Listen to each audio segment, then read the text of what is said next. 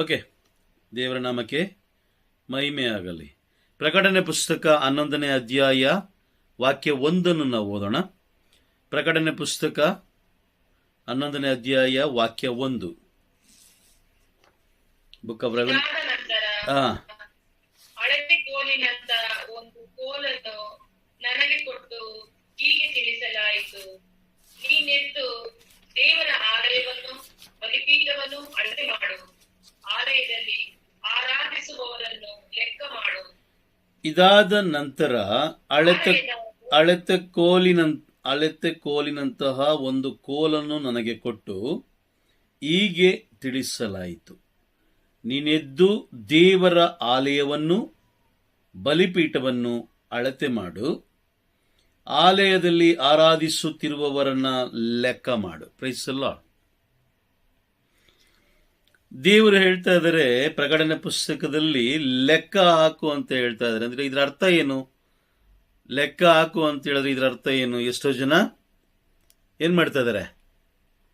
ಆಲಯದಿಂದ ಹೊರಗಿದ್ದಾರಂತ ಲೆಕ್ಕ. ಹೌದಾ? ಆರಾಧನೆಗೆ ಬರ್ತಾ ಇಲ್ಲ. ನೋಡಿ, ನಾವು ಬಹಳವಾಗಿ ಪ್ರೀತಿಸುವಂತ ಕೆಲವು ವಸ್ತುಗಳನ್ನ ನಾವು ಖರೀದಿ ಮಾಡ್ತೀವಿ. ಲೋಕದಲ್ಲಿ ನಾವು ಜೀವಂತವಾಗಿರಬೇಕಾದ್ರೆ ಕೆಲವು ಬಹಳ ಪ್ರೀತಿಯಿಂದ ಕೆಲವು ವಸ್ತುಗಳನ್ನು ನಾವು ಖರೀದಿ ಮಾಡ್ತೀವಿ.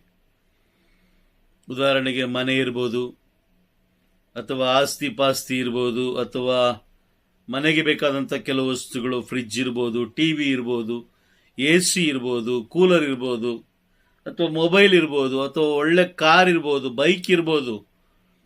ಇದನ್ನು ನಾವು ಖರೀದಿ ಮಾಡ್ತೀವಿ ಬಹಳ ಪ್ರೀತಿಯಿಂದ. ಕೆಲವು ಜನರಿಗೆ ಮೊಬೈಲ್ ಅಂದರೆ ಬಹಳ ಪ್ರೀತಿ.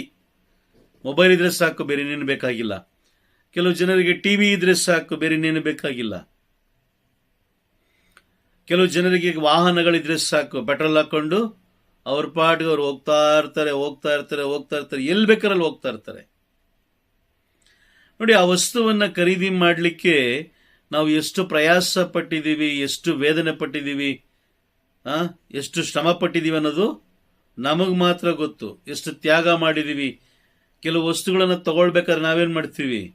ಊಟನೇ ಬಿಟ್ಬಿಡ್ತೀವಿ ಅಲ್ವಾ? ಊಟ ಬಿಡ್ತೀವಿ, ದುಡ್ಡು ವೆಚ್ಚ ಮಾಡೋದನ್ನು ಬಿಟ್ಬಿಡ್ತೀವಿ. Price the lord. ಪ್ರಕಟಣೆ ಪುಸ್ತಕ 11ನೇ ಅಧ್ಯಾಯ 1ನೇ ವಾಕ್ಯವನ್ನು ನಾವು ನೋಡಬೇಕಾದ್ರೆ, ಅಲ್ಲಿ ವಾಕ್ಯವನ್ನು ನಾವು ಓದಬೇಕಾದ್ರೆ ಅಲ್ಲಿ ಹೇಳ್ತಾರೆ, ದೇವಾಲಯದಲ್ಲಿ ಆರಾಧಿಸುವವರನ್ನ ಲೆಕ್ಕ ಮಾಡು.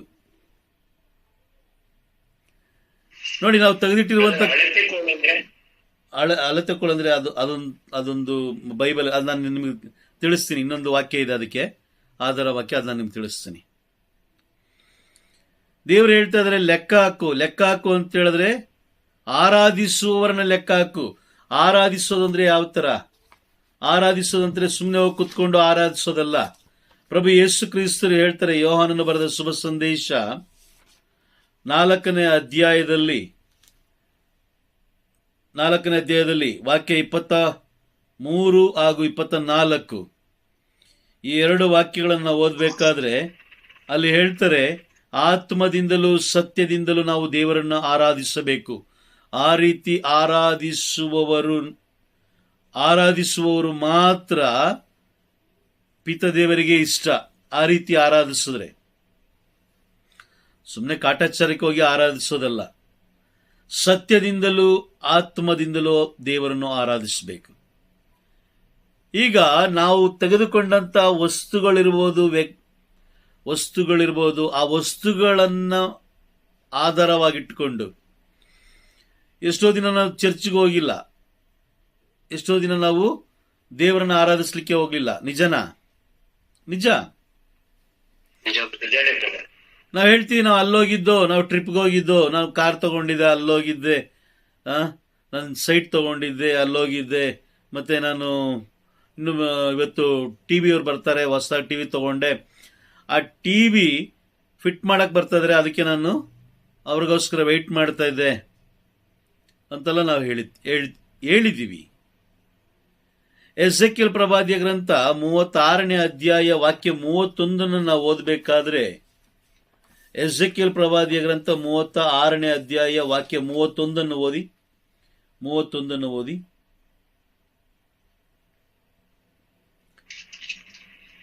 ಆಗ ನೀವು ದುರ್ಮಾರ್ಗ ದುರಾಚಾರಗಳನ್ನು ಜ್ಞಾಪಕಕ್ಕೆ ತಂದುಕೊಂಡು ನಿಮ್ಮ ಅಪರಾಧಗಳ ಮತ್ತು ಅಸಹ್ಯ ಕಾರ್ಯಗಳ ನಿಮಿತ್ತ ನಿಮಗೆ ನೀವೇ ಏಸಿಕೊಳ್ಳುವಿರಿ. ನೋಡಿ, ಇಲ್ಲಿ ವಾಕ್ಯ ಇಲ್ಲಿ ಹೇಳ್ತಾ ಇದೆ ನೋಡಿ, ನೀವು ನಿಮ್ಮ ದುರ್ಮಾರ್ಗ, ಯಾರ ದುರ್ಮಾರ್ಗ? ಬೇರೆಯವರಲ್ಲ, ನಿಮ್ಮ ದುರ್ಮಾರ್ಗ ದುರಾಚಾರಗಳನ್ನು ಜ್ಞಾಪಕಕ್ಕೆ ತಂದುಕೊಂಡು ನಿಮ್ಮ ಅಪರಾಧಗಳ ಮತ್ತು ಅಸಹ್ಯ ಕಾರ್ಯಗಳ ನಿಮಿತ್ತ ನಿಮಗೆ ನೀವೇ ಏಸಿಕೊಳ್ಳುವಿರಿ. ಯಾರೇನು ಹೇಳ್ಬೇಕು ಅನ್ನೋ ಅವಶ್ಯಕತೆ ಇಲ್ಲ. ಈಗ ನೋಡಿ, ದೇವಾಲಯಕ್ಕೆ ಹೋಗದೇ ಇರುವಂತ ಈ ಕಾರಣಗಳನ್ನು ಕೊಟ್ಟು, ಲೋಕದ ವಸ್ತುಗಳನ್ನ ಕಾರಣವಾಗಿಟ್ಟು ನಾವು ಹೋಗದೇ ಇರುವಂತ ದಿನಗಳನ್ನು ನಾವು ಇವಾಗ ನೆನಪಿಗೆ ತಂದುಕೊಂಡಾಗ, ಎಷ್ಟು ದಿನ ನಾನು ಚರ್ಚ್ಗೆ ಹೋಗಿಲ್ಲ, ಅಯ್ಯೋ ನಾನು ಅಲ್ಲೋಗಿದ್ದೆ ಇಲ್ಲೋಗಿದ್ದೆ, ಆ ಎಲ್ಲ ದೇವಾಲಯದ ಅಭಿಷೇಕವನ್ನು ನಾನು ಕಳ್ಕೊಂಡೆ, ದೇವರು ಲೆಕ್ಕ ಹಾಕಬೇಕಾದ್ರೆ ನಾನು ದೇವಾಲಯದ ಒಳಗಡೆ ಇರಲಿಲ್ಲ, ನಾನು ದೇವರನ್ನ ಆರಾಧಿಸ್ತಾ ಇರಲಿಲ್ಲ, ದೇವಾಲಯದ ಒಳಗಡೆ ಇದ್ರೂ ಕೂಡ, ದೇವಾಲಯದ ಒಳಗಡೆ ಚರ್ಚ್ ಒಳಗಡೆ ಇದ್ರೂ ಕೂಡ ಸತ್ಯದಿಂದಲೂ ಆತ್ಮದಿಂದಲೂ ನಾನು ದೇವರನ್ನ ಆರಾಧಿಸ್ಲಿಲ್ಲ, ನೀನು ಸುಮ್ಮನೆ ಕಾಟಾಚಾರಕ್ಕೆ ಹೋಗಿ ಕೂತ್ಕೊಂಡೆ, ಭಾನುವಾರ ಹೋಗ್ಬೇಕಲ್ಲ ಅಂತ ಕೂತ್ಕೊಂಡೆ, ಫಾದರು ಮರಣ ಚೀಟಿ ಕೊಡಲ್ಲ ಅಥವಾ ಮರಣವಾದಾಗ ಜಾಗ ಕೊಡಲ್ಲ ಅನ್ನೋ ಭಯಕ್ಕೋಸ್ಕರ ಹೋಗಿ ಕೂತ್ಕೊಂಡೇ ಹೊರತು ನಿಜವಾಗಿಯೂ ನಾನು ದೇವರನ್ನ ಆರಾಧಿಸ್ಲಿಕ್ಕೆ ನಾನು ಹೋಗ್ಲಿಲ್ಲ. ಈಗ ಈ ಒಂದು ವಿಷಯವಾಗಿಟ್ಕೊಂಡು ನಾವು ಏನಾದ್ರೂ ಮೆಲುಕು ಹಾಕಿದ್ರೆ, ಆ ಒಂದು ವಿಷಯವನ್ನು ನಾವು ಮೆಲುಕು ಹಾಕಿದ್ರೆ ಅಥವಾ ನಮ್ಮ ಜ್ಞಾಪಕಕ್ಕೆ ತಂದುಕೊಂಡ್ರೆ ಇವಾಗ ನಮಗೆ ಅಸಹ್ಯ ಅನಿಸುತ್ತೆ, ನಮಗೆ ನಾವೇ ಅಸಹ್ಯ ಪಡಬೇಕಾಗುತ್ತೆ. ಕೇವಲ ಒಂದು ಟಿವಿಗೋಸ್ಕರ ನಾನು ದೇವರನ್ನ ಬಿಟ್ಟುಬಿಟ್ನಲ್ಲ, ಕೇವಲ ಒಂದೇ ಒಂದು ಸಣ್ಣ ಭೂಮಿಗೋಸ್ಕರ. ನೋಡಿ, ನಾವು ಈ ಬಹಳವಾಗಿ ಪ್ರೀತಿ ಮಾಡಿ ಅಥವಾ ಪ್ರೀತಿ ಮಾಡದೆ ತೆಗೆದಿಟ್ಟಿರುವ ಯಾವ ವಸ್ತುಗಳು ನಮ್ಮನ್ನು ಹಿಂಬಾಲಿಸೋದಿಲ್ಲ, ಯಾವುದು ನಮ್ಮನ್ನು ಹಿಂಬಾಲಿಸೋದಿಲ್ಲ. ನ್ಯಾಯ ತೀರ್ಪಿನ ದಿನ ಜ್ಞಾನೋಕ್ತಿಗಳ ಗ್ರಂಥ 11ನೇ ಅಧ್ಯಾಯ, ಪ್ರೈಸ್ ದಿ ಲಾರ್ಡ್, 11ನೇ ಅಧ್ಯಾಯದಲ್ಲಿ ನಾವು ನೋಡ್ತೀವಿ. 4ನೇ ವಾಕ್ಯ, 11ನೇ ಅಧ್ಯಾಯ 4ನೇ ವಾಕ್ಯವನ್ನು ಓದೋಣ. ತೀರ್ಪಿನ ದಿನ ನೆರವಾಗದು ಆಸ್ತಿಪಾಸ್ತಿ, ಸನ್ನಡತೆಯಿಂದಲೇ ಮರಣದಿಂದ ವಿಮುಕ್ತಿ. ನಾವು ತೆಗೆದಿಟ್ಟುಕೊಂಡಿರುವಂತಹ ಯಾವುದೇ ವಸ್ತುಗಳು ನ್ಯಾಯ ತೀರ್ಪಿನ ದಿನ ನಮಗೆ ನೆರವಾಗೋದಿಲ್ಲ. ನಾನು ಟಿವಿ ತಗೊಂಡ್ಬಂದೆ, ನಾನು ಫ್ರಿಡ್ಜ್ ತಗೊಂಡ್ಬಂದೆ, ಏಕೆಂದ್ರೆ ಪ್ರತಿ ಬಾರಿ ದೇವರು ಆಲಯದ ಒಳಗಡೆ, ಆಲಯ ಅಂತ ಹೇಳಿದ್ರೆ ಏದೇನ್ ತೋಟದ ಒಳಗೆ ಅಥವಾ ಸ್ವರ್ಗದ ಒಳಗೆ ಅವರು ಬರ್ತಾರೆ. ಆಲಯ ಸ್ವರ್ಗವಾಗಿದೆ, ಸ್ವರ್ಗದ ಛಾಯೆಯಾಗಿದೆ. ಇಬ್ರಿಯರಿಗೆ ಬರೆದ ಪತ್ರ 8ನೇ ಅಧ್ಯಾಯದಲ್ಲಿ ನಾವು ಓದ್ತೀವಿ, 8ನೇ ಅಧ್ಯಾಯ 5ನೇ ವಾಕ್ಯದಲ್ಲಿ ನಾವು ನೋಡ್ತೀವಿ, ಸ್ವರ್ಗೀಯ ಗರ್ಭಗುಡಿಯ ಚಿಹ್ನೆ ಹಾಗೂ ಛಾಯೆಯಾಗಿರುವ ಆಲಯ. ಆ ಆಲಯಕ್ಕೆ ದೇವರು ಬಂದಾಗ ತಮಾಷೆ ಅಲ್ಲ, ದೇವರು ನಮ್ಮನ್ನು ಆರಿಸ್ಕೊಂಡಿರೋದು. ಸುಮ್ಮನೆ ಕಾಟಾಚಾರಕ್ಕೆ ನಾನು ಒಳಗಡೆ ಹೋಗಿ ಕೂತ್ಕೊಳ್ತೀನಿ, ಪರಮಪ್ರಸಾದ ತಗೊಳಕ್ ಹೋಗ್ತೀನಿ, ಪರಮಪ್ರಸಾದ ತಗೊಳ್ಳೋ ಅಯೋಗ್ಯವಾಗಿ ತಗೊಂಡ್ರು ಕೂಡ ಅವನ ನ್ಯಾಯ ತೀರ್ಪನ್ನು ಅವನೇ ಬರ ಮಾಡ್ಕೊಳ್ತಾನೆ. ಪ್ರಭು ಯೇಸು ಕ್ರಿಸ್ತರ ಶರೀರವನ್ನು ಅಂಗೀಕಾರ ಮಾಡ್ಕೊಳ್ಬೇಕಾದ್ರೆ ನಾವು ತಮ್ಮನ್ನೇ ನಾವು ತಗ್ಗಿಸಿಕೊಂಡಿರಬೇಕು. ಯಾಕೆ ಈ ದಿನಗಳಲ್ಲಿ ಮೊದಲೆಲ್ಲ ದೇವರು ಪ್ರವಾದಿಗಳ ಮುಖಾಂತರ ಮಾತಾಡ್ತಾ ಇದ್ರು, ಯಾಕೆ ಈ ದಿನಗಳಲ್ಲಿ ನಮಗೆ ಪ್ರವಾದನೆಗಳು ಸಿಗ್ತಾ ಇಲ್ಲ ಅಥವಾ ಪ್ರವಾದನೆಗಳು ನೆರವೇರ್ತಾ ಇರೋದನ್ನ ಯಾರು ನಮಗೆ ತಿಳಿಸ್ಕೊಡ್ತಾ ಇಲ್ಲ? ಕಾರಣ ಏನು? Praise the Lord. ಯಾವ ಪ್ರವಾದನೆಗಳು ನೆರವೇರ್ತಾ ಇದೆ, ಎಷ್ಟು ಪ್ರವಾದನೆಗಳು ನೆರವೇರಿದೆ. ಈಗ ಇನ್ನೊಂದು ಬೆಳಗ್ಗೆ ಒಂದು ಫೋಟೋ ನೋಡಿದೆ, ಒಂದು ದೊಡ್ಡ ಸಮುದ್ರ ರಕ್ತದ ಬಣ್ಣವಾಗಿ ಮಾರ್ಪಟ್ಟಿದೆ. ಪ್ರಭುವಿನ ಬರುವಿಕೆ ತುಂಬಾ ಸಮೀಪ ಇದೆ. ಮತ್ತೆ ಆನೆಕಲ್ಲಿನ ಮಳೆಯೂ ಕೂಡ ಬಂದಾಗಿದೆ, ಎಲ್ಲ ಬಂದಾಗಿದೆ. ಈಗ ನಾವು ಸ್ವರ್ಗಕ್ಕೆ ಹೋಗ್ಬೇಕು ಅಂತ ನಾವು ಪ್ರಾರ್ಥನೆ ಮಾಡ್ತೀವಿ ಪ್ರತಿದಿನ. ದೇವರೇ, ನನ್ನನ್ನು ನರಕದ ಬಾಗಿಲಿಂದ ನನ್ನನ್ನು ತಪ್ಪಿಸಿರಿ, ನನ್ನನ್ನು ಸ್ವರ್ಗಕ್ಕೆ ಕರೆದುಕೊಳ್ಳಿ ಅಂತ ಹೇಳ್ತಾರೆ. ದೇವರು ಆ ಒಂದು ನಮ್ಮ ಮಧ್ಯದಲ್ಲಿ ಸಂಚರಿಸುವುದಕ್ಕಾಗಿ ವಿಮೋಚನಾ ಕಾಂಡದಲ್ಲಿ ದೇವರು ಹೇಳ್ತಾರೆ, ಯಾರಿಗೆ? ಮೋಶೆಗೆ ಹೇಳ್ತಾರೆ, ನಾನು ಜನರ ಮಧ್ಯೆ ವಾಸಿಸುವುದಕ್ಕಾಗಿ ನನಗೊಂದು ಗುಡಾರವನ್ನು ನಿರ್ಮಿಸು. ವಿಮೋಚನಾ ಕಾಂಡ 25ನೇ ಅಧ್ಯಾಯ 8ನೇ ವಾಕ್ಯದಲ್ಲಿ ಹೇಳ್ತಾರೆ, ನಾನು ಜನರ ಮಧ್ಯೆ ವಾಸಿಸುವುದಕ್ಕೆ ನನಗೊಂದು ಗುಡಾರವನ್ನು ನೀನು ಕಟ್ಟಿಸಬೇಕು. ಆ ಗುಡಾರ ಹೆಂಗಿರ್ಬೇಕಾದ್ರೆ ನಾನು ನಿನಗೆ ತೋರಿಸುವ ಮಾದರಿಯ ಪ್ರಕಾರವೇ ಅಲ್ಲಿ ನೀನು ನಿರ್ಮಾಣ ಮಾಡಬೇಕು. ಒಂದು ಗುಡಾರ ಅಂದ್ರೆ ತಮಾಷೆ ಅಲ್ಲ. ನಾವೇನ್ ಮಾಡ್ತಾ ಇದೀವಿ? ಗುಡಾರವನ್ನು ನಾವೀಗ ಬಹಳ ಕೇವಲವಾಗಿ ನಾವು ನೋಡ್ತಾ ಇದೀವಿ. ಚರ್ಚನ್ನ ನಾವು ಬಹಳ ಕೇವಲವಾಗಿ ನೋಡ್ತಾ ಇದೀವಿ, ಬಹಳ ಅಸಹ್ಯವಾಗಿ ನಾವು ನೋಡ್ತಾ ಇದೀವಿ. ವಾಕ್ಯ ಹೇಳುತ್ತೆ, ಪರಲೋಕದ ಸ್ವರ್ಗೀಯ ಗರ್ಭಗುಡಿಯ ಹಾಗೂ ಪರಲೋಕದ ಛಾಯೆ ಯಾವುದಾಗಿದೆ? ದೇವಾಲಯ ಆಗಿದೆ. Praise the Lord. ದೇವಾಲಯ ನೋಡಿ, ದೇವಾಲಯಕ್ಕೆ ಏನಕ್ಕೆ ಬರೋದು ಅಂತ ಹೇಳಿದ್ರೆ ದೇವರನ್ನ ಆರಾಧಿಸ್ಲಿಕ್ಕೆ. ಈಗ ನಾವು ದೇವರಿಗೆ ಹೆಚ್ಚು ಮಹತ್ವ ಕೊಟ್ಟಿದ್ದೀವ? ಈಗ ನಮ್ಮ ಜೀವನದ ದಿನಗಳಲ್ಲಿ ದೇವರಿಗೆ ಹೆಚ್ಚು ಮಹತ್ವ ಕೊಟ್ಟಿದ್ದೀವ ಅಥವಾ ಲೋಕದ ವಸ್ತುಗಳಿಗೆ ನಾವು ಮಹತ್ವ ಕೊಟ್ಟಿದ್ದೀವ? ಇದನ್ನು ನಾವು ಪರಿಶೋಧಿಸಿ ನೋಡ್ಕೊಳ್ಬೇಕು. ನಮ್ಮ ನಡತೆಯನ್ನು ನಾವೇ ಪರಿಶೋಧಿಸ್ಕೊಳ್ಬೇಕು. ನಾವು ಅನ್ಕೊಂಡಿದ್ದೀವಿ ದೇವರು ಹೇಗಿದ್ರು ಪರವಾಗಿಲ್ಲ, ನಮ್ಮನ್ನ ಪರಲೋಕಕ್ಕೆ ಕರ್ಕೊಳ್ತಾರೆ ಅಂತ ಹೇಳಿದ್ರೆ ಅದು ಅಪ್ಪಟ ಸುಳ್ಳು. ಹೌದಾ? ನಿಜನಾ? ನಿಜ. ಇವತ್ತು ಪೋಪ್ ಫ್ರಾನ್ಸಿಸ್ ಅವರು ಮರಣ ಹೊಂದಿದ್ದಾರೆ. ಹೌದಾ? ನಿಜನಾ? ಪೋಪ್ ಫ್ರಾನ್ಸಿಸ್ ಅವರು ಮರಣ ಹೊಂದಿದ್ದಾರೆ. ಅವರಿಗೆ ಕೊಟ್ಟಂತ ಕೆಲಸ, ಅವರಿಗೆ ಕೊಟ್ಟಂತ ಅಧಿಕಾರದ ಬಗ್ಗೆ ದೇವರು ನ್ಯಾಯ ತೀರ್ಪು ಮಾಡಿನೇ ನಂತರ ಪರಲೋಕನ ಇಲ್ಲ ನರಕನಂತ ನಿರ್ಧಾರ ಮಾಡೋದು. ನೀವು ಯಾರು ಅನ್ನೋದು ಮುಖ್ಯ ಅಲ್ಲ. ನೀವು ಏನು ಮಾಡಿದ್ದೀರಾ, ಯಾವ ರೀತಿ ಜೀವಿಸಿದ್ದೀರಾ ಅನ್ನೋದು ಬಹಳ ಮುಖ್ಯ. Praise the Lord. ಅರ್ಥ ಆಗ್ತಾ ಇದೆಯಾ?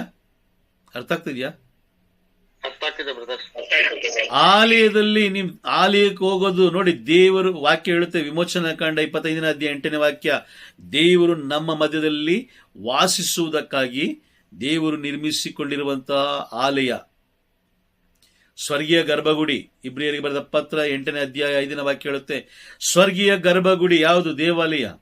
ಆ ದೇವಾಲಯಕ್ಕೆ ಹೋಗಕ್ಕೆ ನಮ್ಮ ಕೈಯಲ್ಲಿ ಆಗ್ತಾ ಇಲ್ಲ, ಸರಿಯಾದ ಸಮಯಕ್ಕೆ ನಾವು ಹೋಗಕ್ಕಾಗ್ತಲ್ಲ. ಆದ್ರೆ ಕುತ್ಕೊಂಡು ನಾವು ಪ್ರಾರ್ಥನೆ ಮಾಡ್ತೀವಿ, ದೇವರೇ ನಮಗೆ ನರಕದ ಬಾಗಿಲು ತಪ್ಪಿಸಿರಿ, ನಮಗೆ ಪರಲೋಕ ಸಾಮ್ರಾಜ್ಯ ನಮಗೆ ನೀಡಿರಿ ಅಂತ ನಾವು ಪ್ರಾರ್ಥನೆ ಮಾಡ್ತೀವಿ.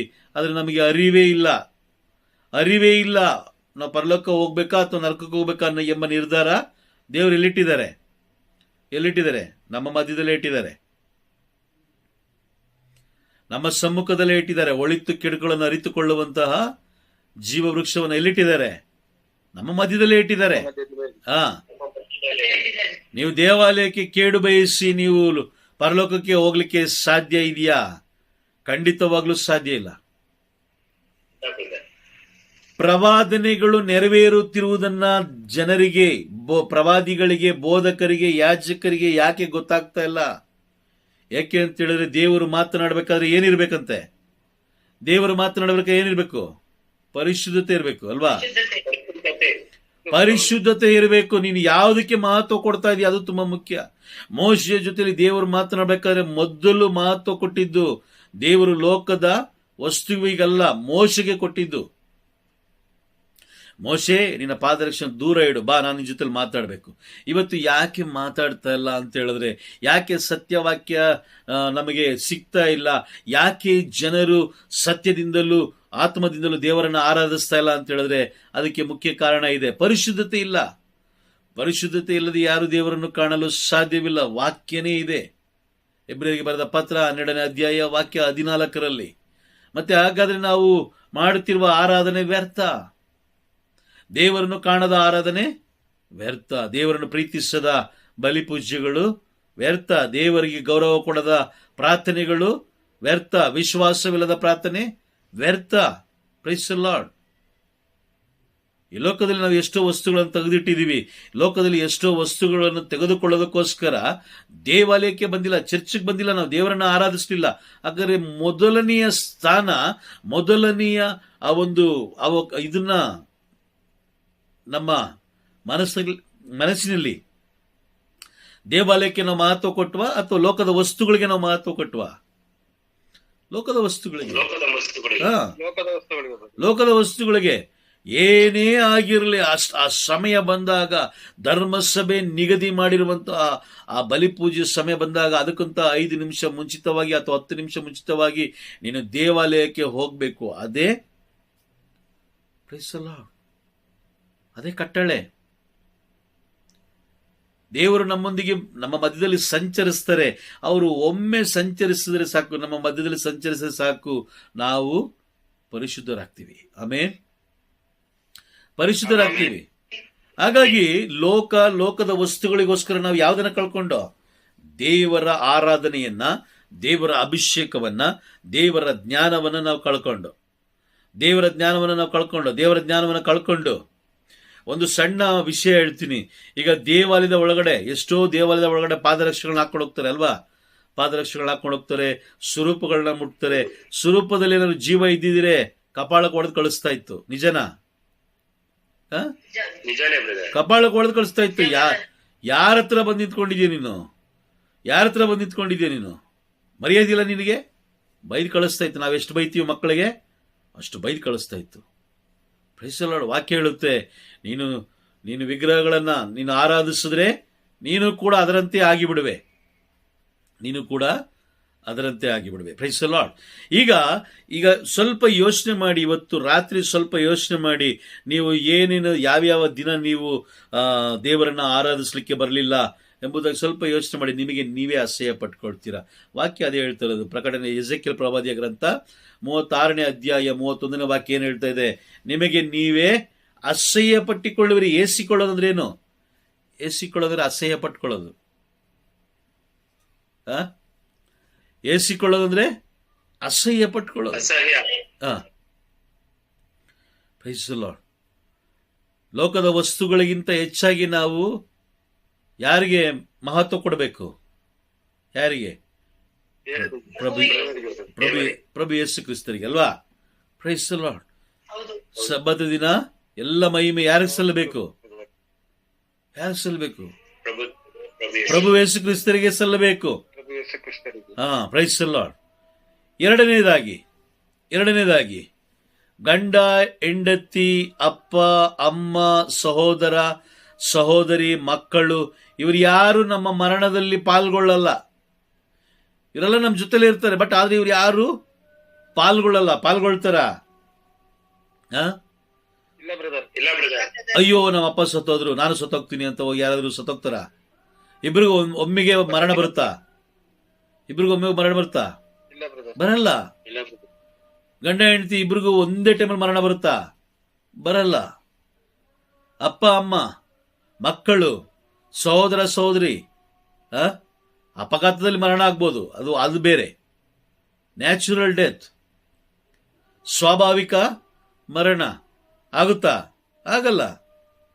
ಇವ್ರು ಯಾರು ನಮ್ಮ ಮರಣದಲ್ಲಿ ಪಾಲ್ಗೊಳ್ಳಲ್ಲ. ಈಗ ಸ್ವಲ್ಪ ಯೋಚನೆ ಮಾಡಿ, ಅಯ್ಯೋ ನನ್ನ ಮಗನಿಗೋಸ್ಕರ ನಾನು ದೇವರನ್ನ ಆರಾಧಿಸೋದನ್ನ ಬಿಟ್ಬಿಟ್ನಲ್ಲ, ಅಯ್ಯೋ ನನ್ನ ಹೆಂಡತಿಗೋಸ್ಕರ, ನನ್ನ ಗಂಡನಿಗೋಸ್ಕರ, ನಮ್ಮ ಅಪ್ಪ ಅಮ್ಮನಿಗೋಸ್ಕರ, ನನ್ನ ಮಕ್ಕಳಿಗೋಸ್ಕರ, ನನ್ನ ಮೊಮ್ಮಕ್ಕಳಿಗೋಸ್ಕರ ನಾನು ಭಾನುವಾರ ದೇವಾಲಯಕ್ಕೆ ಹೋಗ್ಲಿಲ್ವಲ್ಲ, ಸಬ್ಬತ್ ಆಚರಣೆ ಮಾಡ್ಲಿಲ್ವಲ್ಲ, ಯಾಕೋಬನ ಆಸ್ತಿಯಲ್ಲಿ ಪಾಲು ನನಗೆ ಸಿಗ್ಲಿಲ್ವಲ್ಲ. ಈಗ ಯೋಚನೆ ಮಾಡಿದ್ರೆ ಏನಾಗ್ಬೋದು? ಯೋಚನೆ ಮಾಡಿ ನೋಡೋಣ. ಏನಾಗ್ಬೋದು? ನಮಗೆ ಅಸಹ್ಯ ಅನ್ಸುತ್ತಲ್ವಾ? ನಿಜನಾ? ಇವ್ರು ಯಾರು ಬರೋದಿಲ್ಲ ನ್ಯಾಯ ತೀರ್ಪಿನ ದಿನ. ಬರ್ತಾರ ನ್ಯಾಯ ತೀರ್ಪಿನ ದಿನ? ಯಾರು ಬರಲ್ಲ. ಈ ಲೋಕದಲ್ಲಿ ನೀವಿರುವ ತನಕ ನಿಮಗೆ ಸಹಾಯ ಮಾಡುವುದಕ್ಕಾಗಿ ನಿಮ್ಮ ಮಡದಿಯನ್ನು ಕೊಟ್ಟಿದ್ದು, ಅಥವಾ ಮಡದಿಗೆ ಗಂಡನನ್ನು ಕೊಟ್ಟಿದ್ದು, ಮಕ್ಕಳನ್ನ ಕೊಟ್ಟಿದ್ದು ಆಶೀರ್ವಾದವಾಗಿ. ಏನಂತ ವಾಗ್ದಾನ? ಅದು ವಾಗ್ದಾನ. ನೀವು ಮಕ್ಕಳನ್ನ ಎತ್ತು ಈ ಲೋಕವನ್ನ ಆವರಿಸಿಕೊಳ್ಳಿರಿ. Praise the Lord. ಆದ್ರೆ ಕುಟುಂಬ ಅಂತ ಬಂದಾಗ ಎಲ್ಲರೂ ಒಟ್ಟಿಗೆ ಸೇರಿ ಯಾರನ್ನ ಆರಾಧಿಸ್ಬೇಕು? ದೇವರನ್ನ ಆರಾಧಿಸ್ಬೇಕು. ಆಮೇನ್. ಪ್ರಭು ಯೇಸು ಕ್ರಿಸ್ತರನ್ನ ಆರಾಧಿಸ್ಬೇಕು ನಾವು. ಎಷ್ಟು ಕುಟುಂಬದಲ್ಲಿ ಗಂಡ ಹೆಂಡತಿ ಮಕ್ಕಳು ಒಟ್ಟಿಗೆ ಹೋಗಿ ಒಟ್ಟಿಗೆ ವಾಪಸ್ ಬರ್ತೀರ ಮನೆಗೆ? ಹೇಳಿ ನೋಡೋಣ. ಒಟ್ಟಿಗೆ ಹೋಗಿ ಒಮ್ಮೆಗೆ ಜೊತೆಲೇ ಹೋಗಿ ದೇವರನ್ನ ಆರಾಧಿಸಿ ಮತ್ತೆ ಒಟ್ಟಿಗೆ ಬರ್ತೀರಾ? ಹೇಳಿ ನೋಡೋಣ, ಯಾರು ಬರ್ತೀರಾ?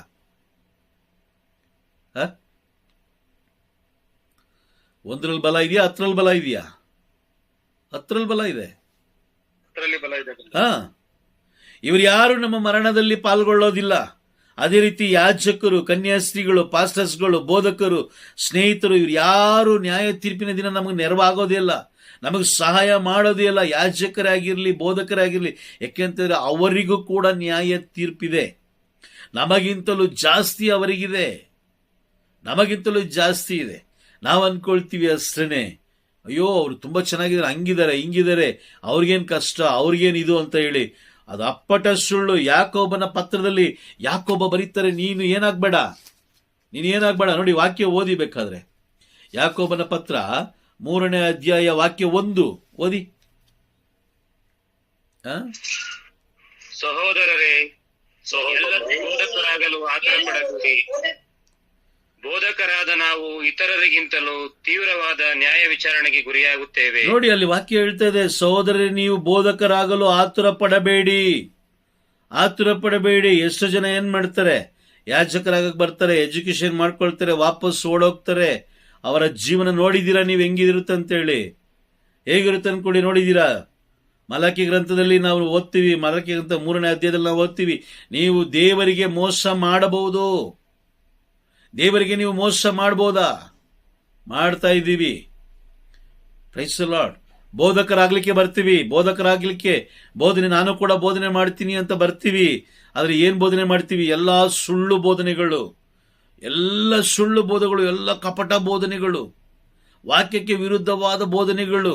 ಯೇಸು ನಾಮ ಬಿಟ್ಟರೆ ಈ ಧರೆಯಲ್ಲಿ ಬೇರೆ ಯಾವ ನಾಮದಿಂದಲೂ ಜೀವೋದ್ಧಾರ ಇಲ್ಲ ಅಂತ ಬೈಬಲ್ ಹೇಳುತ್ತೆ. ಇವರೇನ್ ಹೇಳ್ತಾರೆ? ಇಲ್ಲ, ಈ ತರ ಮಾಡಿದ್ರು ಜೀವೋದ್ಧಾರ ಇದೆ. ಇವರೇ ಸೃಷ್ಟಿ ಮಾಡ್ಕೊಳ್ಳೋದು, ಕಲ್ಪನೆ ಮಾಡ್ಕೊಳ್ಳೋದು. ನೀನು ಬೈಬಲ್ನ ದೂರ ಇಡು, ನೀನು ಈ ಪ್ರಾರ್ಥನೆ ಮಾಡ್ತಾ ಇರು, ನೀನು ಎಷ್ಟು ಮಾಡ್ತೀಯೋ ಅಷ್ಟು ನಿನಗೆ ಒಳ್ಳೆಯದು. Praise the Lord. ನ್ಯಾಯ ತೀರ್ಪಿನ ದಿನ ವಾಕ್ಯ ಏನು ಹೇಳುತ್ತೆ? ಯೋಹಾನನ ಬರೆದ ಶುಭ ಸಂದೇಶ ಯೇಸು ಸ್ವಾಮಿ ಏನಂತ ಹೇಳ್ತಾರೆ? ನಿನಗೆ ತೀರ್ಪು ಕೊಡೋದು ನಾನಲ್ಲ. ಯಾರಾಗಾದ್ರೆ ತೀರ್ಪು ಕೊಡೋದು? Price the lord. ಪ್ರಭು ಆಡಿದ ಮಾತುಗಳು. ಈಗ ನಿಮಗೆ ಬೇರೆ ಒಂದು ಪ್ರಾರ್ಥನೆ ಮಾಡಿಸ್ತಾ ಇದ್ದಾರೆ ಅಂತ ಹೇಳಿದ್ರೆ, ಪ್ರಭುವಿನ ಮಾತುಗಳಿಂದ ನಿಮ್ಮನ್ನು ಬೇರ್ಪಡಿಸ್ತಾ ಇದ್ದಾರೆ ಅಂದ್ರೆ, ಹಾಗಾದ್ರೆ ನಿಮ್ಮನ್ನ ಏನ್ ಮಾಡ್ತಾ ಇದ್ದಾರೆ? ಅವರು ಏನ್ ಮಾಡ್ತಾ ಇದ್ದಾರೆ? ಪರಲೋಕದಿಂದ ನಿಮ್ಮನ್ನ ಬೇರ್ಪಡಿಸ್ತಾ ಇದ್ದಾರೆ. ಇದೇ ಸತ್ಯ. ಅವ್ರು ಯಾರು ನ್ಯಾಯ ತೀರ್ಪಿನ ದಿನ ನಿಮ್ಮ ಜೊತೆಲಿ ಇರೋದಿಲ್ಲ. ಅದಕ್ಕೆ ಯೇಸು ಸ್ವಾಮಿ ಹೇಳಿದ್ದು, ಎಲ್ಲರೂ ಸತ್ಯವನ್ನ ಅರಿತುಕೊಳ್ಳಬೇಕು. ಸತ್ಯವನ್ನ ಅರಿತುಕೊಂಡ್ರೆ ಮಾತ್ರ ಪರಲೋಕ ಪ್ರವೇಶ ಮಾಡಲಿಕ್ಕೆ ಸಾಧ್ಯ. ಯೇಸು ಸ್ವಾಮಿ ಹೇಳಿದ್ರು, ನಾನೇ ಸತ್ಯ. ಯೋಹಾನನ ಬರೆದ ಶುಭ ಸಂದೇಶ 14ನೇ ಅಧ್ಯಾಯ ವಾಕ್ಯ 6ರಲ್ಲಿ ಹೇಳಿದ್ರು, ನಾನೇ ಮಾರ್ಗ, ನಾನೇ ಸತ್ಯ, ನಾನೇ ಜೀವ, ನನ್ನ ಮುಖಾಂತರ ಬಾರದ ಹೊರತು ಯಾರು ಬರಲಾರರು. ಇದು ಬೇಸಿಕ್ ಕಾಮನ್ ಸೆನ್ಸ್ ಪದ ಇದು ಅಲ್ವಾ? ಇದೇನು ತುಂಬಾ ಕುತ್ಕೊಂಡು ಚರ್ಚೆ ಮಾಡಿ, ಅದು ಮಾಡಿ, ಇದು ಮಾಡಿ, ಮೆಡಿಟೇಷನ್ ಮಾಡಿ, ಅದೆಲ್ಲ ಏನು ಅವಶ್ಯಕತೆ ಇಲ್ಲ. ವಾಕ್ಯ ನೇರವಾಗಿ ಹೇಳ್ತಾ ಇದೆ. ಕಿವಿ ಕೇಳಿಸ್ಕೊಂಡ್ರೆ ಸಾಕು, ಭಯಭಕ್ತಿಯಿಂದ ಕಿವಿ ಕೇಳಿಸ್ಕೊಂಡ್ರೆ ಸಾಕು. ನನ್ನ ಮುಖಾಂತರ ಬಾರದ ಹೊರತು ಯಾರು ಪಿತನ ಬಳಿಗೆ ಬರಲಾರರು.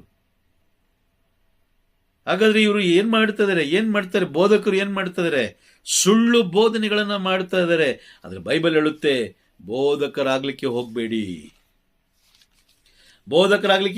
ಯಾಕೆ ಹೋಗ್ಬಾರ್ದು? ಎಷ್ಟೋ ಜನ ಸುಳ್ಳು ಬೋಧನೆಗಳನ್ನು ಮಾಡ್ತಾ ಇದ್ದಾರೆ. ಅಲ್ಲಿ ವಾಕ್ಯ ಹೇಳುತ್ತೆ ನೋಡಿ, ಎಲ್ಲರೂ ಬೋಧಕರಾಗಲು ಆತುರ ಪಡಬೇಡಿ. ಬೋಧಕರಾದ ನಾವು ಇತರರಿಗಿಂತಲೂ, ಸಾಮಾನ್ಯ ಜನರಿಗಿಂತಲೂ ತೀವ್ರವಾದ ನ್ಯಾಯ ವಿಚಾರಣೆಗೆ ಗುರಿಯಾಗುತ್ತೇವೆ. ತೀವ್ರವಾದ.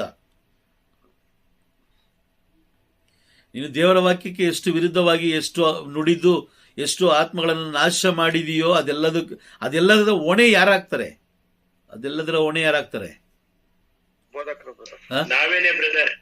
ನಾವೇಂಗಾಗ್ಬಿಡ್ತೀವಿ? ಬೋಧಕರು ತಾನೆ. ಬೋಧಕರು, ಬೋಧನೆ ಮಾಡುವರು. ಬೋಧಕರು, ಯಾಜಕರು, ಪಾಸ್ಟರ್ಸ್ಗಳು. ಹೌದಾ? ನಿಜನಾ? ಹೌದು ಬ್ರದರ್, ನಿಜಾನೇ ಬ್ರದರ್. ಸುಳ್ಳು ಬೋಧನೆ ಮಾಡುವಂತ ಎಷ್ಟೋ ಜನ ಸತ್ಯ ಬೋಧನೆ ಮಾಡ್ತಾ ಇದಾರೆ, ಇಲ್ಲ ಅಂತಲ್ಲ. ಬಟ್ ಸುಳ್ಳು ಬೋಧಕರ ಬಗ್ಗೆ ನಾನು ಹೇಳ್ತಾ ಇದ್ದೀನಿ. ಸುಳ್ಳು ಬೋಧಕರು ಏನಂತ ಹೇಳ್ತಾ ಇದ್ದಾರೆ? ಏನಂತ ಹೇಳ್ತಾರೆ? ನೀನು ಇದು ಮಾಡಬೇಡ, ನೀನು ಇದು ಮಾಡ್ತಾ ಇರು, ಇದು ಮಾಡಬೇಡ, ಇದು ಮಾಡ್ತಾ ಇರು ಅಂತ ಅವ್ರೇನ್ ಮಾಡ್ತಾರೆ? ನಿಮಗೆ ಬೇರೆ ಪ್ರಾರ್ಥನೆಗಳನ್ನ, ಅವರ ಇಷ್ಟವಾದ ಪ್ರಾರ್ಥನೆಗಳನ್ನ ಕೊಡ್ತಾ ಹೋಗ್ತಾರೆ. ಅದಕ್ಕೆ ಯೇಸು ಸ್ವಾಮಿ ಹೇಳಿದ್ರು, ಮಾರ್ಕನು ಬರೆದ ಶುಭ ಸಂದೇಶ 7ನೇ ಅಧ್ಯಾಯ ವಾಕ್ಯ 8 ಹಾಗೂ 9ರಲ್ಲಿ ಹೇಳಿದ್ರು, ನೀವು ಏನು ದೇವರ ಆಜ್ಞೆಗಳನ್ನ ಓದಿ. ಆ ವಾಕ್ಯವನ್ನು ಓದಿ. ಮಾರ್ಕನು ಬರೆದ ಶುಭ ಸಂದೇಶ 7ನೇ ಅಧ್ಯಾಯ ವಾಕ್ಯ 8 ಹಾಗೂ 9. ನೀವು ದೇವರ ಆಜ್ಞೆಯನ್ನು ತೊರೆದು ಮಾನವ ನಿರ್ಮಿತ ಸಂಪ್ರದಾಯಗಳನ್ನು ನಿಷ್ಠೆಯಿಂದ ಪರಿಪಾಲಿಸುತ್ತಿದ್ದೀರಿ.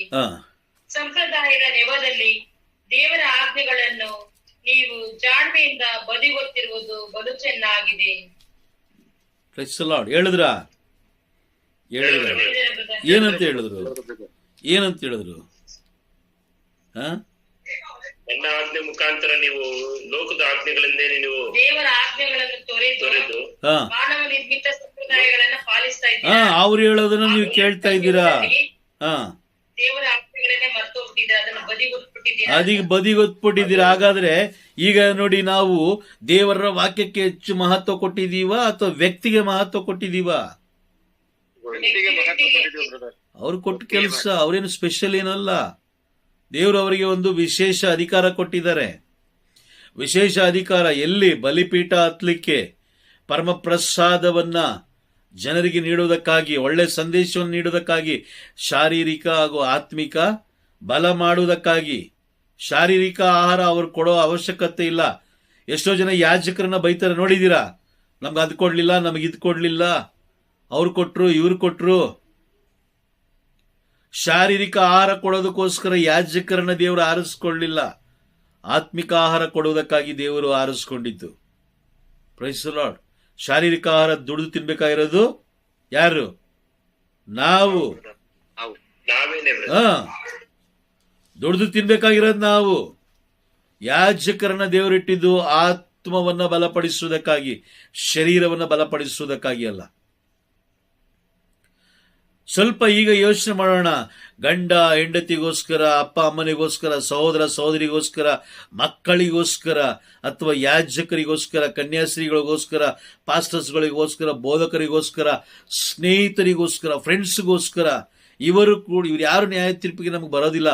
ಆದರೂ ಕೂಡ ಇವರಿಗೆ ಹೆಚ್ಚು ಮಹತ್ವವನ್ನು ಕೊಟ್ಟು ನಾವು ದೇವಾಲಯದ ಆ ಒಂದು ಲೆಕ್ಕ ಹಾಕುವ ದಿನ ನಾವೆಲ್ಲಿದ್ದೋ? ಲೋಕದಲ್ಲಿದ್ದು. ಹೌದಾ? ನಮ್ಮ ಕೆಲಸ ಕಾರ್ಯದಲ್ಲೇ ನಾವಿದ್ದೋ. ಈಗ ಎಕ್ಸಾಮ್ ಆಯ್ತು ಅಂತ ಹೇಳಿದ್ರೆ ಅದು ಲೆಕ್ಕ ಹೆಂಗಾಗ್ತಾರೆ?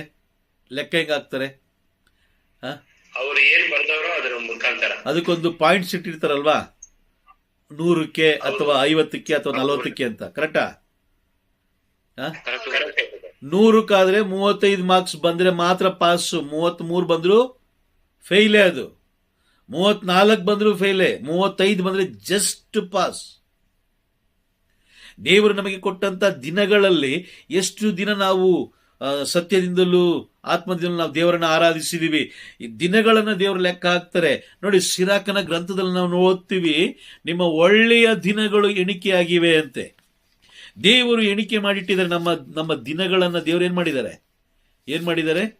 ಲೆಕ್ಕ ಮಾಡಿಟ್ಟಿದ್ದಾರೆ. ವಾಕ್ಯ ಓದಿ. ಸಿರಾಕ 41:13. 41:13. ಒಳ್ಳೆಯ ಬಾಳಿನ ದಿನಗಳು ಎಣಿಕೆಯಾಗುವು.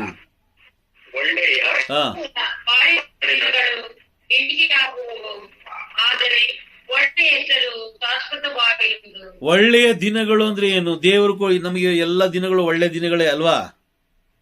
ಎಲ್ಲ ದಿನಗಳು ಒಳ್ಳೆ ದಿನಗಳ? ಹೇಗೆ ಒಳ್ಳೆ ದಿನ ಆಗುತ್ತೆ? ದೇವರಿಗೆ ವಿರುದ್ಧವಾಗಿ ನಾವು ಎಷ್ಟು ದಿನ ಜೀವಿಸಿದೀವಿ, ಅದು ಒಳ್ಳೆ ದಿನ ಲೆಕ್ಕ ಹಾಕೊಳ್ತೀರಾ? ಇಲ್ಲ ಬ್ರದರ್. ದೇವರಿಗೆ ವಿರುದ್ಧವಾಗಿ ಜೀವಿಸಿದ ದಿನಗಳು ನಿಮ್ಮ ಆಲೋಚನೆಯಲ್ಲಿ ಅದು ಒಳ್ಳೆ ದಿನಗಳಾಗಿರ್ಬೋದು, ಅದು ದೇವರ ವಿಷಯದಲ್ಲಿ ಅದು ಒಳ್ಳೆ ದಿನ ಆಗ್ಲಿಕ್ಕೆ ಸಾಧ್ಯ ಇಲ್ಲ. ದೇವರಿಗೆ ನೀಡಬೇಕಾದಂಥ ಮಹತ್ವ, ದೇವರನ್ನು ಆರಾಧಿಸಬೇಕಾದಂಥ ದಿನ, ನೀನು ನಿನ್ನ ಹೆಂಡತಿಗೆ, ನಿನ್ನ ಮಕ್ಕಳಿಗೆ, ನಿನ್ನ ತಂದೆ ತಾಯಿಗಳಿಗೋಸ್ಕರ, ನಿನ್ನ ಕುಟುಂಬಕ್ಕೋಸ್ಕರ ಆ ದಿನವನ್ನ ಸ್ಕಿಪ್ ಮಾಡಿ, ಅಂದ್ರೆ ಆ ದಿನವನ್ನ ಅಲ್ಲಗಳೆದು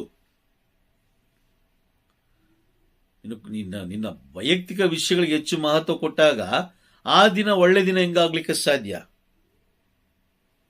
ಹೌದಾ? Praise the Lord. ನಿಜನಾ?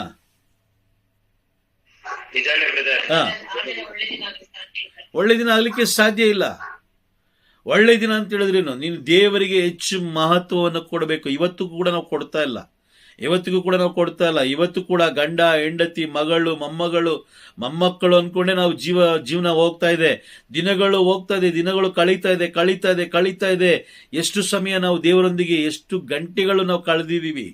ಏನಾದ್ರೂ ಹೇಳಿದ್ರೆ ಕಾರಣ ಕೊಡ್ತೀವಿ. ಕಾರಣ ಮಾತ್ರ ನಂಬರ್ 1 ನಮ್ಮ ಬಾಯಲ್ಲಿ. ದೇವರು ಹೇಳ್ತಾರೆ, ಲೆಕ್ಕ ಹಾಕು. ಯಾರ್ಯಾರು ಯಾವ್ಯಾವ ರೀತಿ ಆರಾಧನೆ ಮಾಡ್ತಾ ಇದ್ರು ಎಲ್ಲವನ್ನ ಲೆಕ್ಕ ಹಾಕು. ಎಲ್ಲವನ್ನ ದೇವರು ಬರೆದಿಟ್ಟಿದ್ದಾರೆ. ಜೀವ ಬಾಧ್ಯಸ್ಥರ ಪುಸ್ತಕದಲ್ಲಿ ನಮ್ಮ ಹೆಸರಿರ್ಬೇಕು ಅಂತ ಹೇಳಿದ್ರೆ ನಾವು 100ಕ್ಕೆ 34 ಇದ್ರೆ ಔಟ್, 34 ಇದ್ರೆ ಫೇಲ್. ಯಾರಿಗೋಸ್ಕರ ಫೇಲ್ ಆಗಿದ್ ನೀವು?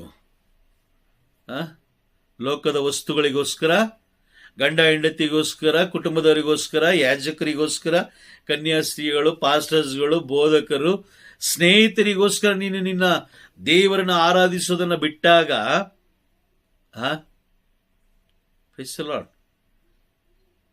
ಫೇಲ್ ಆಗಿದ್ಯಾರು?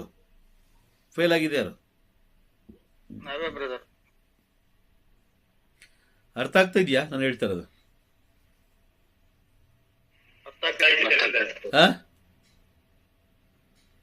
ನಿಜನಾ? ಅರ್ಥ ಆಗ್ತಾ ಇದೆಯಾ? ಈಗ ಯೋಚನೆ ಮಾಡಿ, ಸ್ವಲ್ಪ ಯೋಚನೆ ಮಾಡಿ. ಈಗ ಯೋಚನೆ ಮಾಡಿದಾಗ ನಿಮಗೆ ನೀವೇ ಏಸಿಕೊಳ್ಳುವಿರಿ. ಅಂದ್ರೆ ಏನು? ಅಸಹ್ಯ ಪಟ್ಕೊಳ್ತೀರಾ. ಸಿರಾಕನ ಗ್ರಂಥ 41ನೇ ಅಧ್ಯಾಯ 8ನೇ ವಾಕ್ಯವನ್ನು ಓದಿ.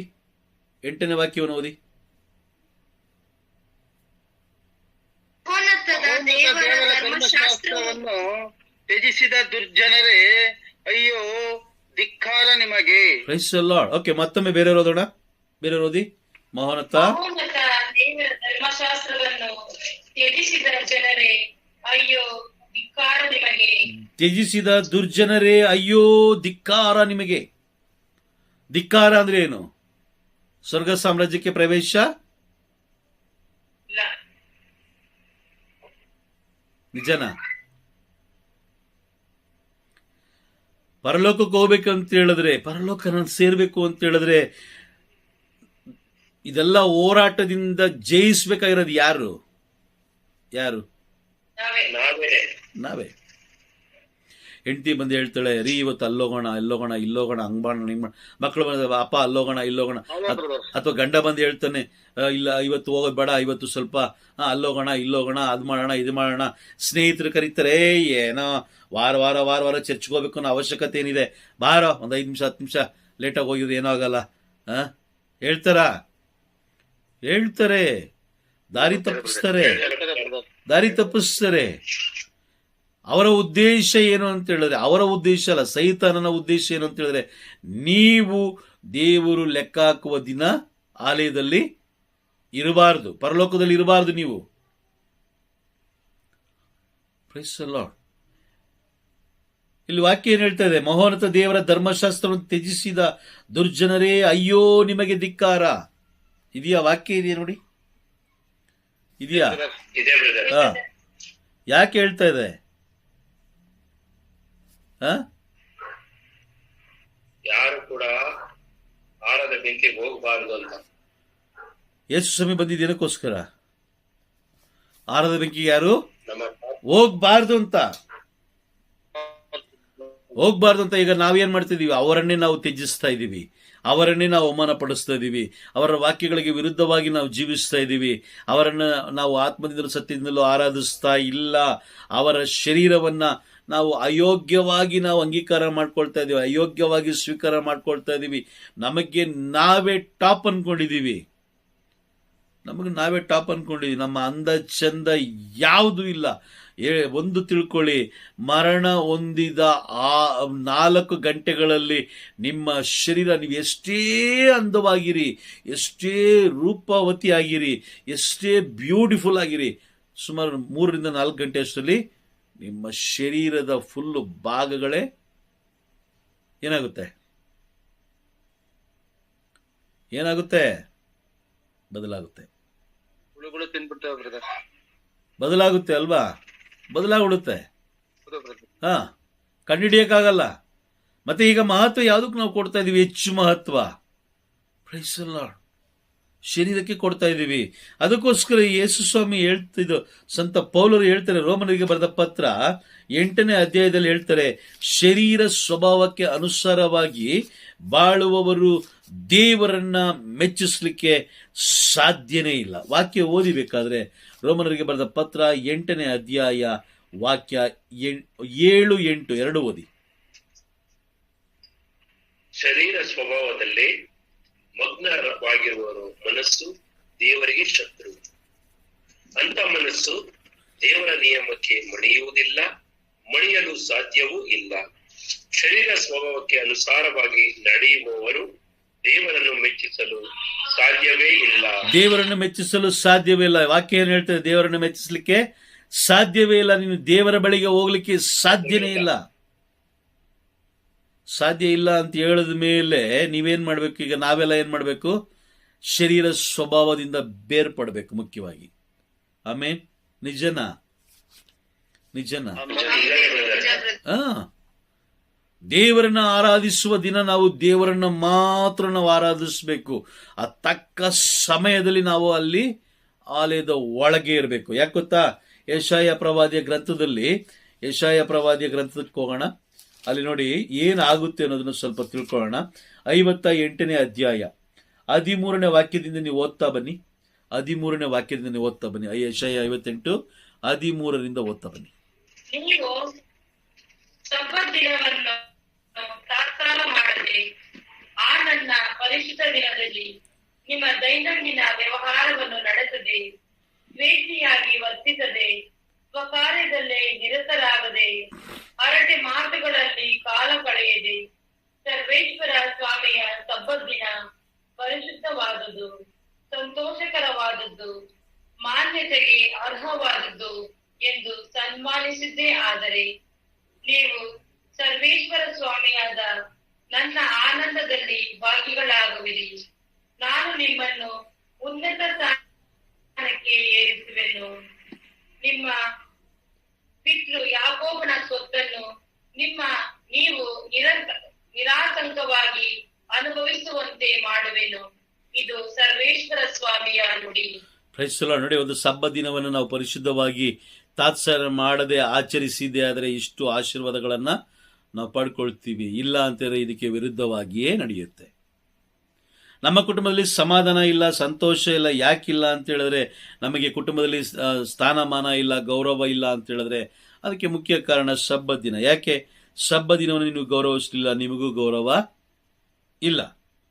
ಸಬ್ಬತ್ ದಿನ ಸಂತೋಷಕರವಾದುದು, ಅದನ್ನು ನೀವು ಸಂತೋಷವಾಗಿ ಮಾನ್ಯತೆ ಕೊಟ್ಟು ಆಚರಣೆ ಮಾಡಲಿಲ್ಲ. ಹಾಗಾಗಿ ನಿಮ್ಮ ಕುಟುಂಬದಲ್ಲಿ ಸಂತೋಷ ಇಲ್ಲ, ನಿಮ್ಮ ಹೃದಯದಲ್ಲಿ ಸಂತೋಷ ಇಲ್ಲ. ನಿಮ್ಮಲ್ಲಿ ಆಸ್ತಿ ಇದೆ, ಹಣ ಇದೆ, ಬೇಕಾದಷ್ಟು ಹಣ ಇದೆ, ಐಶ್ವರ್ಯ ಇದೆ, ಆಭರಣಗಳಿದೆ, ಎಲ್ಲ ಇದೆ, ಕೆಲಸ ಮಾಡಲಿಕ್ಕೆ ಆಳುಗಳಿದ್ದಾರೆ, ಎಲ್ಲ ಇದ್ದಾರೆ. ಬಟ್ ಆದರೆ ಸಮಾಧಾನ ಇಲ್ಲ, ಸಂತೋಷ ಇಲ್ಲ. ಸಂತೋಷ ಯಾಕಿಲ್ಲ ಅಂತಂದ್ರೆ, ದೇವರು ಎಲ್ಲಿಟ್ಟಿದ್ದಾರೆ ಸಂತೋಷವನ್ನ? ದೇವರು ಎಲ್ಲಿಟ್ಟಿದ್ದಾರೆ? ಸಬ್ಬತ್ ದಿನದಲ್ಲಿ ಇಟ್ಟಿದ್ದಾರೆ. ಸಬ್ಬತ್ ದಿನದಲ್ಲಿ ದೇವರ ಧರ್ಮಶಾಸ್ತ್ರದಲ್ಲಿ ಇಟ್ಟಿದ್ದಾರೆ. ವಾಕ್ಯ ಹೇಳುತ್ತೆ. ಈಗ ನಾವು ಸಿರಾಕನ ಗ್ರಂಥ 41ನೇ ಅಧ್ಯಾಯ 8ನೇ ವಾಕ್ಯ ನಾವು ಓದ್ದೋ.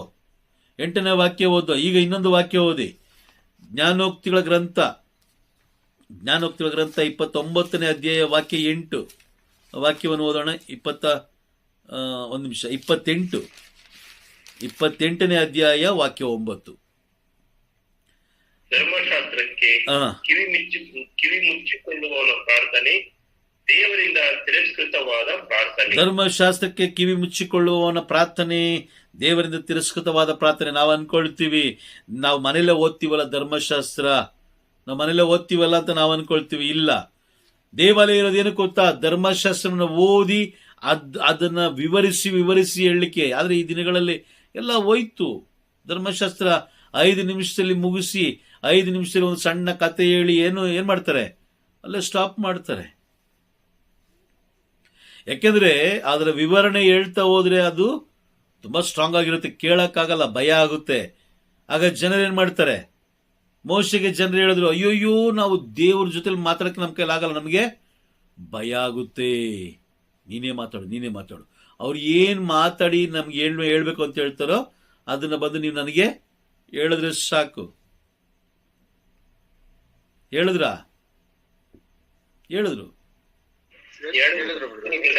ಜನರು ನೇರವಾಗಿ ದೇವರೊಂದಿಗೆ ಮಾತನಾಡಲಿಕ್ಕೆ ಭಯಪಟ್ಟರು. ಕಾರಣ ಏನಂತಂದ್ರೆ ಅವರಲ್ಲಿದ್ದಂತಹ ಅಲಕ್ಷ್ಯತನ, ಸೋಮಾರಿತನ, ದೇವರಿಗೆ ವಿರುದ್ಧವಾಗಿ ಅವರು ಜೀವಿಸ್ತಾ ಇದ್ರು. ದೇವರಿಗೆ ಅವರೊಂದು ಸ್ಥಾನಮಾನ ಕೊಟ್ಟಿರಲಿಲ್ಲ. ಇವತ್ತು ಏನಾದ್ರೂ ನಾವು ಸಬ್ಬತ್ ದಿನವನ್ನ ತಾತ್ಸಾರ ಮಾಡಿದೆ ಆದ್ರೆ ನಾವು ಕೂಡ ತಾತ್ಸಾರ ಆಗ್ತೀವಿ. ಎರಡನೇದು, ಸಂತೋಷ ಇರೋದಿಲ್ಲ, ಸಮಾಧಾನ ಇರೋದಿಲ್ಲ, ಒಳ್ಳೆ ಆರೋಗ್ಯ ಇರೋದಿಲ್ಲ. ನಂತರ ಪರಲೋಕ ರಾಜ್ಯ ಸೇರ್ಲಿಕ್ಕೆ ಸಾಧ್ಯ ಇಲ್ಲ. ಇದು ವಾಗ್ದಾನ, ಸರ್ವೇಶ್ವರ ಸ್ವಾಮಿಯ ನುಡಿ ಇದು. ಆದ್ರೆ ನಾವೇನ್ ಮಾಡ್ತೀವಿ, ಸಬ್ಬತ್ ದಿನ, ಭಾನುವಾರ ದಿನ ಅದನ್ನ ಬರೀ ಕಾಟಾಚಾರಕ್ಕೆ ಹೋಗ್ಬೇಕಲ್ಲ ಅಂತ ಹೋಗ್ತೀವಿ. ಕೆಲವು ಜನ ಮದ್ಯ ಬಲಿ ಪೂಜೆಗೆ ಬರ್ತಾರೆ, ಕೆಲವು ಜನ ಪರಮಪ್ರಸಾದಕ್ಕೆ ಬರುವಂತವ್ರು ಇದ್ದಾರೆ.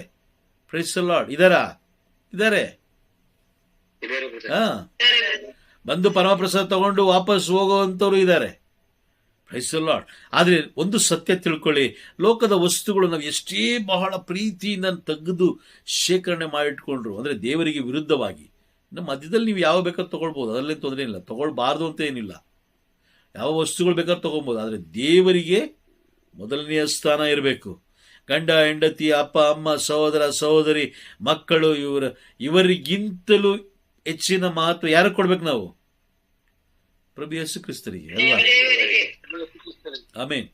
ನೋಡಿ, ಏನಕ್ಕೆ ನಿಮ್ಮನ್ನ ದೇವಾಲಯಕ್ಕೆ ಬರಕ್ಕೆ ಹೇಳ್ತಾರ ಅಂತ ಹೇಳಿದ್ರೆ, ನೀವು ಕುಟುಂಬದಲ್ಲಿ ಇದ್ರೆ ಈ ವಸ್ತು ನೋಡು, ಆ ವಸ್ತು ನೋಡು, ಫ್ರಿಡ್ಜ್ ತೆಗಿ, ಟಿವಿ ಆನ್ ಮಾಡು, ಯಾರಾದ್ರೂ ಒಬ್ರು ಏನಾದ್ರು ಮಾಡ್ತಾ ಇರ್ತಾರೆ, ನೋಡಿದೀರಾ? ಹೌದಾ? ನೀವು ಪ್ರೇಯರ್ ಕುತ್ಕೊಳ್ಳಿ, ಮಗನೋ ಮಗಳೋ ಬಂದು ಟಿವಿ ಆನ್ ಮಾಡ್ತಾಳೆ, ಇಲ್ಲಾಂದ್ರೆ ಹೆಂಡತಿ ಒಳಗಡೆ ಕಿಚನ್ ಅಲ್ಲಿ ಕೆಲಸ ಮಾಡ್ತಾ ಇರ್ತಾಳೆ, ಇಲ್ಲಾಂದ್ರೆ ತುಂಬಾ ತುಂಬಾ ಗಂಭೀರವಾದ ಒಂದು ಚರ್ಚೆ, ಏನು, ಫೋನ್ ಅಲ್ವಾ? Price the lord. ಪ್ರೇಯರ್ ಹೋಗ್ತಾ ಇರುತ್ತೆ, ಅಪ್ಪ ಪ್ರೇಯರ್ ಮಾಡ್ತಾ ಇರ್ತಾರೆ. ಅಪ್ಪ ಬಹಳ ವಿಶ್ವಾಸದಿಂದ ರೂಮಲ್ಲಿ ಬಾಗಿಲು ಹಾಕೊಂಡು ಪ್ರೇಯರ್ ಮಾಡ್ತಾ ಇರ್ತಾರೆ.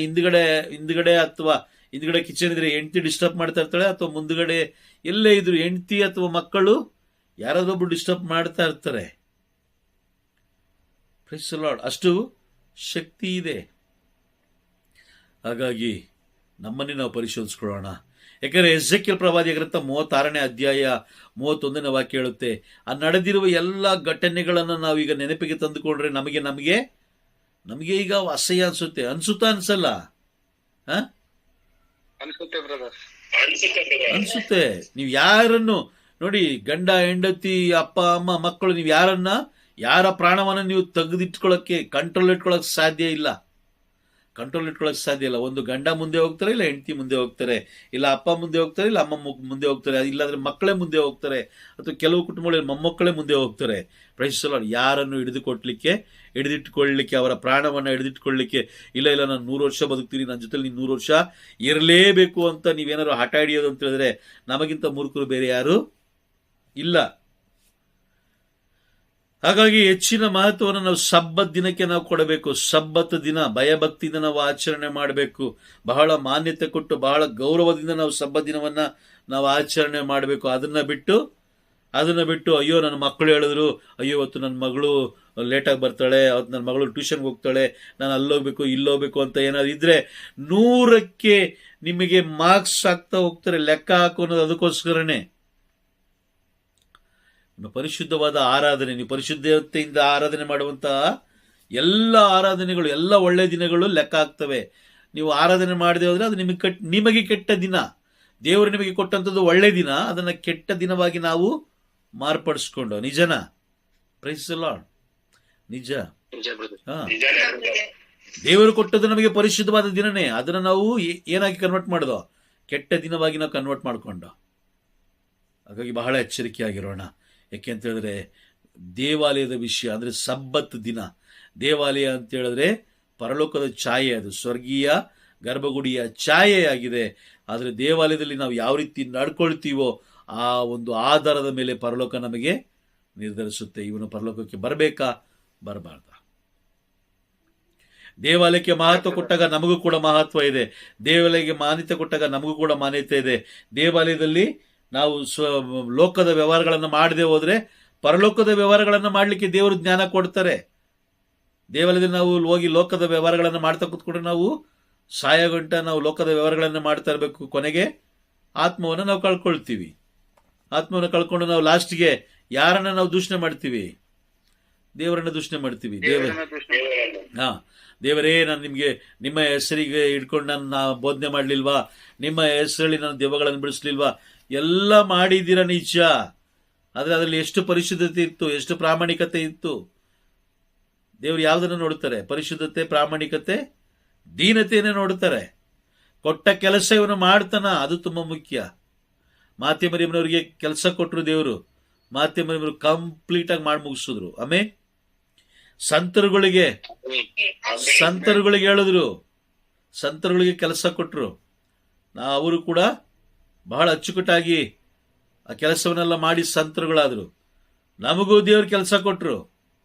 ನಾವು ಹೇಳ್ದೋ, ನಾನು ಮಾತ್ರ ನಿನ್ನ ಜೊತೆಲಿ ಮಾತಾಡೋಕ್ಕಾಗಲ್ಲ, ನಾನು ನಿಮ್ಮ ಜೊತೆಲಿ ಮಾತಾಡೋಕ್ಕಾಗಲ್ಲ. ಯಾಕಂದ್ರೆ ಭಾನುವಾರ ನಾನು ಹೊರಗಡೆ ಹೋಗ್ತಾ ಇದ್ದೀನಿ, ನನ್ನ ಹೆಂಡತಿ ಎಲ್ಲೋ ಅವ್ರ ಮನೆ ಫಂಕ್ಷನ್ಗೆ ಕರ್ಕೊಂಡು ಹೋಗ್ತಾ ಇದ್ದಾಳೆ, ಅಥವಾ ನನ್ನ ಮಕ್ಕಳು ಯಾವುದೋ ಒಂದು ಜಾಗ ಕರ್ಕೊಂಡು ಹೋಗ್ತಾ ಇದ್ದಾರೆ, ಅಥವಾ ನನ್ನ ಸ್ನೇಹಿತ ಬರಕ್ಕೆ ಹೇಳಿದ್ದಾನೆ, ಅಥವಾ ನನ್ನ ತಂದೆ ತಾಯಿಗಳು ಬರಕ್ಕೆ ಹೇಳಿದ್ದಾರೆ.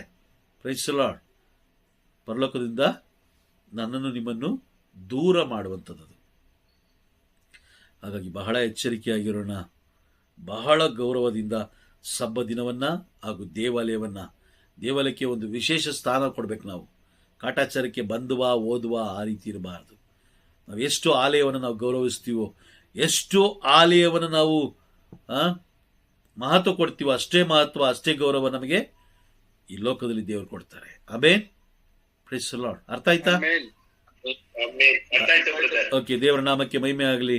ಕ್ಲಾಸ್ ನಾವು ಮುಗಿಸೋಣ.